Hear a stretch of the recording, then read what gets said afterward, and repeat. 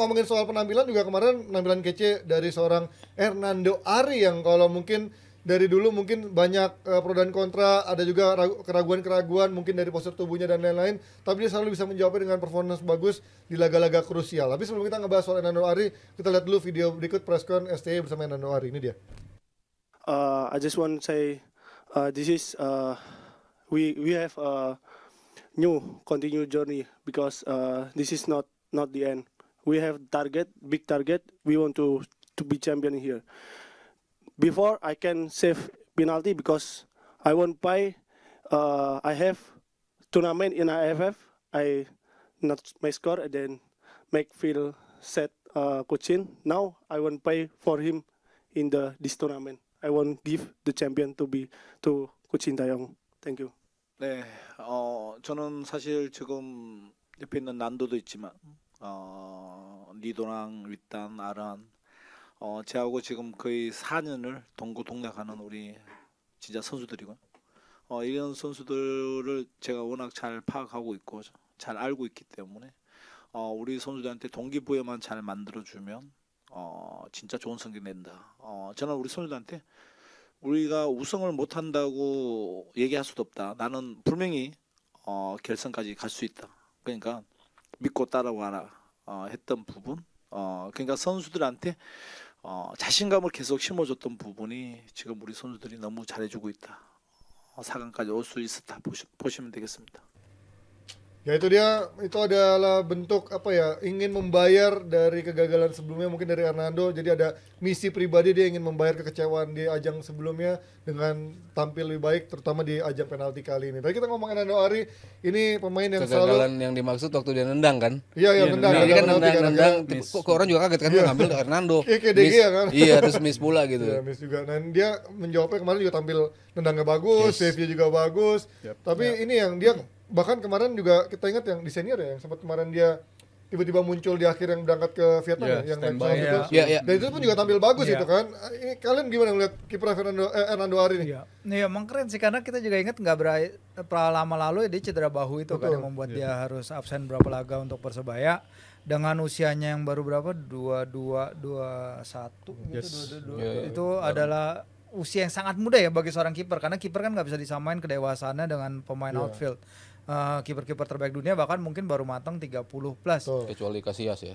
Dari kecil udah jago. Neuer juga ya. Nah, ini adalah case mungkin Casillasnya kita. Casillasnya kita, Neuernya kita. Kalau dulu kita punya Hendro Kartiko, Fabian Barthez Indonesia. Kurnia Sandi dulu. Sekarang kita punya pemain yang dalam usia sangat muda tapi menunjukkan kematangan. Yang gue paling suka dari dia adalah emang dia kelihatan kecil ya. Physically dia nggak imposing loh di kotak penalti. Tapi kalau ada bola silang masuk ke kotak, dia tuh berani banget keluar ya. Bahkan ketika si dan keputusannya tepat terus kan? Iya, ketika si Korea Selatan ikut-ikutan taktik kita yang lemparan ke dalam, dia tuh nggak ada basa-basi, dia keluar aja, dia ambil lompat, dia ambil. Dan ini safe banget, kiper-kiper kayak gini tuh safe banget, memberikan keamanan bagi para pemain belakang kita. Leadership kita di belakang kalau gue bilang bagus ya, dari beberapa jenjang kayak si Rido, dia bagus leadershipnya. Terus kita tahu Jai juga bagus leadershipnya. Jadi di lini belakang seharusnya sih kita safe nih beberapa tahun ke depan. Karena itu tadi Hernando udah berapa laga dia memperkuat timnas, udah ngelawan Argentina. Dia kebobolan Argentina kan pertama gara-gara golazonya si Paredes itu yang dari luar kotak penalti. Kalau enggak dia jago sebenarnya. Dan cukup komplit sih, maksudnya untuk seorang kiper ya. Tadi bicara lagi yang bikin kaget kan ya bola-bola atasnya kan. Maksudnya kan seorang kiper shot stopper nggak terlalu tinggi tapi shot stoppingnya bagus kan, banyak yang kayak gitu. Lalu keputusan untuk gimana ketika lo ngambil bola lo distributnya kemana, serangan menjadi cepat, dia juga bagus. Dan yang utama ya menurut gue ya itu tadi, berani ngejemput bola atas dan keputusannya untuk tiap ngambil bola nggak pernah salah gitu. Selalu dapat bolanya, jarang sekali berbenturan dengan temennya. Komunikasinya bagus.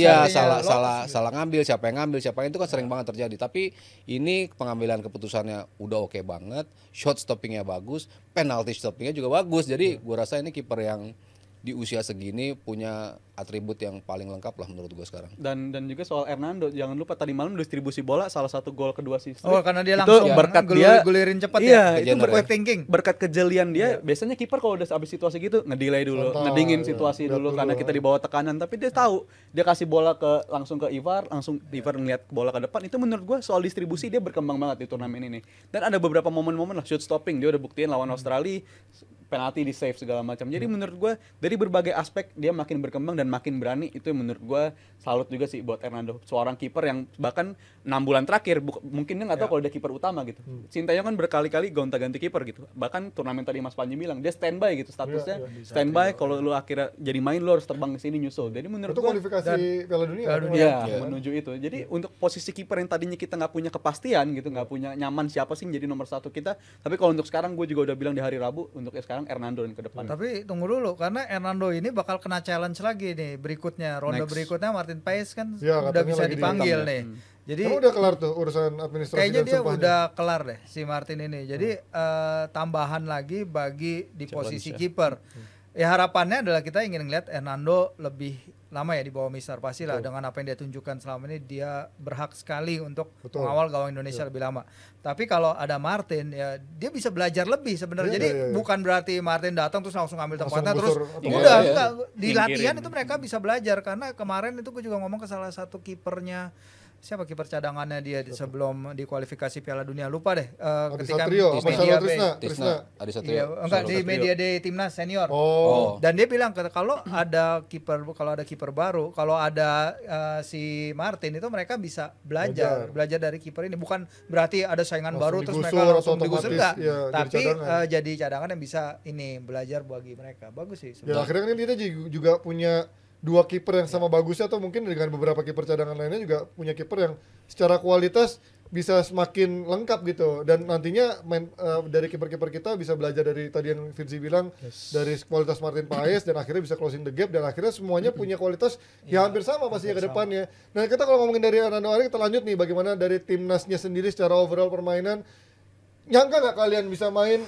Gue mungkin mikirnya kita bakal diserang terus nih sama Korea, kita akan mencoba counter tapi ternyata kita yang ngambil inisiatif pressing, megang bola dan serangan-serangan cepatnya kita justru yang kemarin babak pertama ya terutama ya. Jujur gue sebenarnya ngarep emang kita expect-nya main ambil inisiatif megang bola gitu dan kita ngelakuin itu di babak pertama, kita sanggup bikin peluang lebih banyak dan juga passing-passing kita tuh semuanya berarti gitu. Semuanya mengancam buat lawan semua. Tapi kalau soal ngomongin soal kelebihan ya kemarin jelas udah banyak banget lah. Kalau soal gue sih nggak sukanya cuma satu kemarin. Buang-buang peluangnya itu masih terlalu banyak banget karena menurut gue itu game yang udah bisa selesai dari babak pertama. Sama Marcelino sih ya gila. Itu yang umpan Dawitan kan. Gue udah gol itu bagus banget. Soalnya nembak Marcelino yakin kita kan. Iya Marcelino soalnya apalagi nih ternyata gagal. Dan itu bagus banget skemanya sama strike yang itu ditendang strike. Oh iya. Tinggi itu. Jadi menurut gue ini momentum sebenarnya kita bisa ngebangun lebih bagus lagi kemarin kalau kita bisa nyelesain peluang-peluang yang kita udah ciptakan dan peluang itu kan bukan cuma sekedar asal-asalan doang. Kita menangin bola di atas bisa. Kita bangun bolanya serang dari bawah juga bisa. Kalau Liverpool peluangnya asal-asalan enggak yang itu udah nggak salah kalau yang itu Liverpool. Gawang banyak ke tengah. Iya, itu nggak asal. Mendingan nonton kemarin gue lebih terhibur. Jadi menurut gue kita gue juga lebih terhibur nonton ini daripada nonton MU sih. Gila, timnas memang luar biasa sih. Sepakat banget. Jadi mungkin menurut gue itu untuk kedepannya kita makin sampai titik ini aja dari 4 game kita makin berkembang, itu udah pasti kita makin berkembang. Pola serangan juga ternyata makin variatif kalau gue lihat kemarin mainnya kita bagus banget. Tapi ya itu, kalau kita bisa nyelesain peluang-peluang kayak kemarin, kita bakal lebih cakep lagi mainnya kalau gue bilang. Apa yang menurut kalian berubah semenjak 10 pemain akhirnya kita jadi kesulitan? Karena selain karena mungkin secara faktor itu ya kita kaget ngeliat 10 pemain atau mereka bisa bermain lebih deep dan juga bisa menutupi space-space yang ada atau memang secara fisik kita juga mulai letih ketika di babak kedua itu? Kalau itu kan tricky ya, selalu gue bilang kalau lo lawan 10 orang itu kan mungkin mindset orang akan berpikir kita akan menang lebih bisa mencetak gol. Bakal tapi kan bantai nih 10 pemain ya. Justru lawan akan semakin disiplin terutama dari kita lihat 4 pemain belakang dia kan sama sekali nggak naik.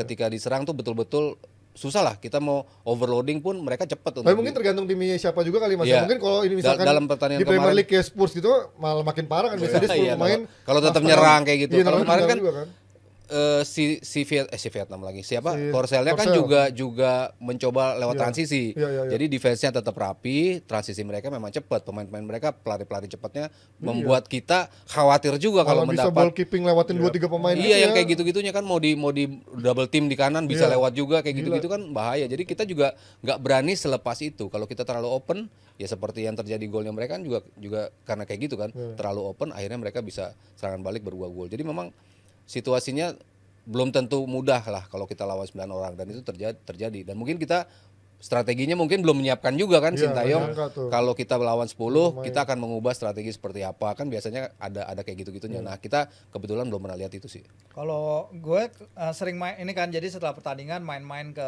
website medianya Korea Selatan kan.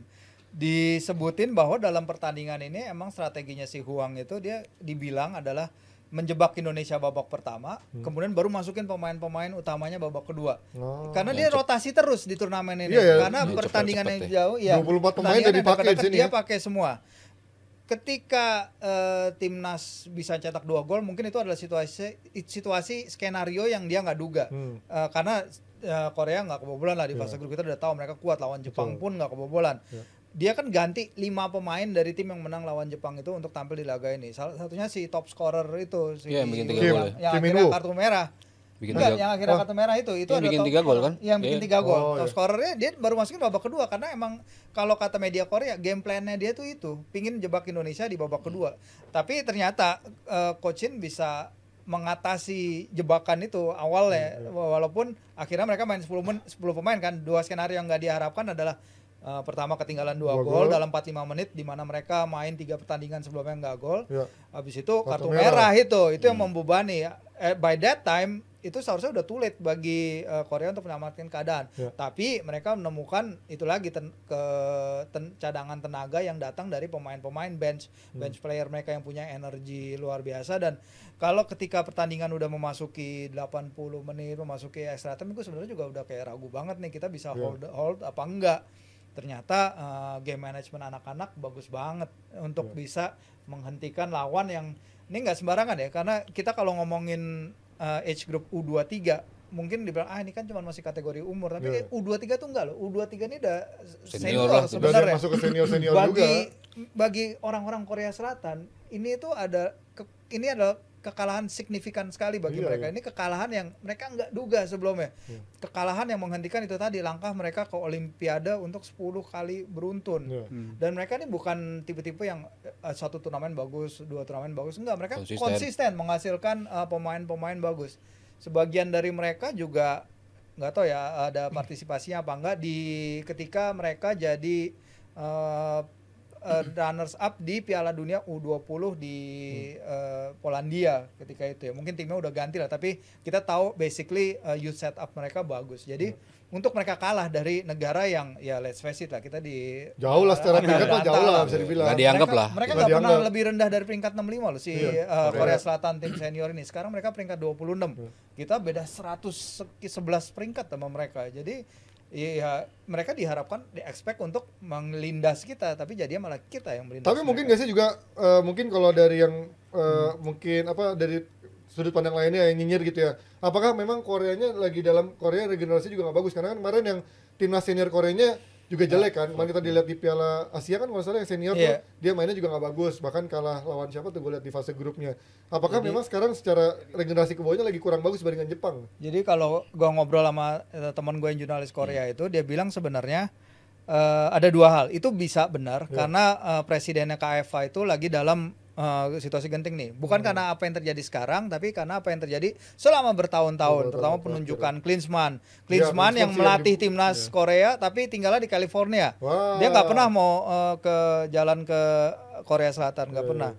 Kemudian ada insiden yang tenis meja, skandal tenis meja yang si Lee Kang In berantem sama Son Heung-min sama Son. di Piala Asia Iya, kemarin. Terus itu tadi udah sekian banyak yang bermasalah, ditambah dengan ini di turnamen ini mereka sebenarnya mendaftarkan, udah mengasih nih daftar 21, 23 pemain, termasuk di dalamnya adalah 5 pemain yang European based. Begitu mereka minta izin klubnya nggak dikasih. Jadi secara administrasi mereka udah daftar tapi ternyata nggak bisa. Bukan Erick Thohir yang lobby soalnya. Bukan, jadi harus ada yang lobby. Nah, dua pemain utamanya adalah penyerang mereka yang nggak ada di tim ini.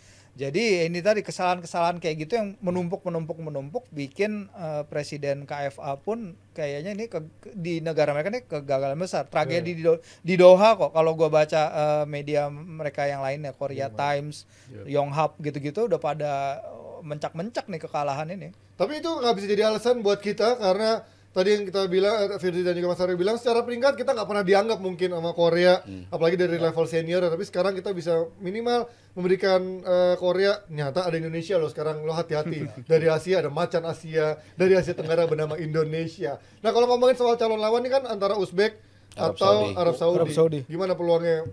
Dari secara kekuatannya, secara singkat aja, mana yang lebih kita khawatirkan di antara dua tim ini? Kalau untuk level usia sih gue lebih khawatir Uzbek ya. Wow. Uzbek selalu bagus. Lebih bagus-bagus ya. Level usia Gimana dulu? Langsung nggak lagi. Masih muda-muda kan? Iya. Ya, mereka putih-putih, ya, tinggi-tinggi. Ya. Gerakannya berbahaya. Kuat, staminanya kuat-kuat. Pergerakannya bahaya. Gerakannya bahaya. Ini apa sih ngomongnya? Bener sih, Iya kalau level usia, mancing-mancing. kalau level usia mereka emang gokil Ji. Maksudnya kemarin kan Piala Asia U20 juara mereka. Yang kita berangkat ke sana kan ke Tashkent. 20 ya? Iya, ke Tashkent kita ke sana, kita kalah di grup, kalah sama Irak, seri sama Uzbek. Finalnya Irak sama Uzbek menang Uzbek kan. Itu di level usia U20. Di lupa deh gue U17 atau berapa, pokoknya di level usia mereka memang bagus. Walaupun di seniornya akhirnya biasa aja gitu. Mungkin dia iklan sosis juga kan senior kali ya di sana. Mungkin ya apa transisi dari youthnya ke sana tuh nggak mulus gitu. Nah, jadi kalau gua ngelihat lebih bahaya kalau kita bicara kelas umur di Uzbekistan. Kalau mungkin kalau untuk seniornya Arab Saudi yang lebih bahaya.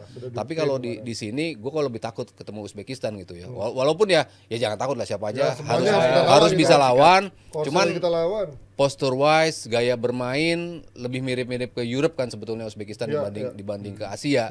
Gaya mainnya jadi ya dan kecepatan, agility, body balance, benturan-benturan itu rata-rata mereka bisa memenangi duel-duel dan mereka menjadi tim yang paling subur di turnamen kali ini. 11 gol kalau nggak salah. Itu kan luar biasa banget lah untuk Subur ya, untuk Uzbek tim. ya? Siapa yang subur? Uzbek nih ya? Iya dong. Gue pikir Uzbek sama Arab sama-sama subur ya. sama kan.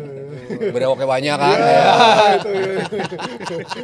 Tapi kalau ngomongin kita nggak akan ngomongin kalau lawannya, tapi lebih ke hitung-hitungannya Fir. Dari ini kan katanya harus minimal top 3-nya ya untuk bisa tembus ke Olimpiade ya. Skenario-nya apa sih yang harus bisa nih? Pas Ini ya? banget langsung muncul nih, benar-benar. 3 plus setengah kan kalau kita kan. Kalau Asia kan dapatnya 3,5. 3,5 3 pasti, setengah tuh berarti playoff. Oke. Jadi kita empatnya playoff tuh. Jadi kita punya 3 kombinasi untuk lolos nih. Kombinasi pertama menang, udah pasti lolos. Kalau kalah, kita ketemu yang kalah juga. Perebutan tempat 3 ketiga. Kalau kita menang di situ, kita lolos. Karena 1 2 3 otomatis lolos. Kalau kita kalah juga, ada kesempatan satu lagi nih. Playoff lawan Interzona. Ketemunya Afrika. Afrika udah dapat wakil Guinea. Mainnya di Prancis lagi nih ya kalau lawan Guinea katanya. Nah, gue belum tahu nih mainnya di mana. Tapi ada yang bilang Clairefontaine, Bukan ada yang bilang di enggak tempat netral, ada yang bilang di Clairefontaine, tapi kalau lihat wiki di Jepang enggak tahu gua kayaknya enggak Di mungkin. Jepang deh kalau Clairefontaine mereka seneng dong. Orang pasti Iya kan? netral ya. Kalau Afrika jago kan main di situ. Nah, kalau jadi ada 3 kesempatan, kalaupun kalah ada kesempatan kedua, kalau kalah lagi ada kesempatan lagi. Tapi kalau menang udah pasti lolos. Berarti udah di depan mata dong ini ya, benar-benar Olimpiade. Yes. Tapi sebenarnya secara histori pernah nggak sih sedekat ini Olimpiade atau pernah nggak masuk? Kalau di Melbourne kan lolos kita. 1956 itu kan Lewat jalur apa? Lewat jalur ini. Maksud jalur gimana? Lewat jalur Jalur undangan. Tahunnya 56. Yang kita nahan Uni Soviet. Iya, kan kita nahan 0-0, itu yang selalu dibanggakan oleh pendahulu kita, tapi nggak pernah menyebut di replaynya kita kalah 4-0. Jadi kita 0-0 dan kalah 4-0. Tapi ini udah Indonesia, bukan yang masih Hindia. Indonesia, Belanda. Indonesia 54. Kalau Hindia Belanda kan 38. Piala Dunia Maksud 38. Piala Dunia itu ya. Iya.